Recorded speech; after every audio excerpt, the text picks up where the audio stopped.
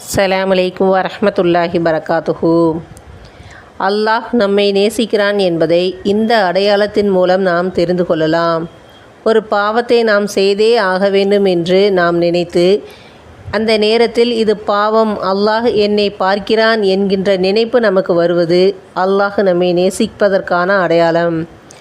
ஒரு சந்தர்ப்பத்தில் அந்த பாவத்தை நாம் செய்துவிட்டாலும் அந்த பாவத்தில் கிடைத்த இன்பத்தை மறந்து அல்லாஹ்வே நான் இப்படி பாவம் செய்துவிட்டோமே என்று நாம் பதறி அல்லாஹ்வின் பக்கம் தௌபா செய்வது அல்லாஹ் நம்மை நேசிப்பதற்கான அடையாளம். நம்மை நேசிப்பதால் தான் பாவம் செய்யும் போதும் செய்த பிறகும் அல்லாஹுடைய நினைப்பு நமக்கு வருகிறது.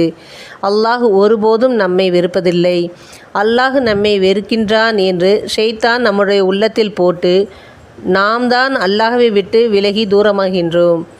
தௌபா செய்து அல்லாஹ்வின் பக்கம் நாம் நெருக்கமாகி அவனிடம் பாவ மன்னிப்பு கோருவோம். அஸ்ஸலாமு அலைக்கும் வரஹ்மத்துல்லாஹி பரகாத்துஹு.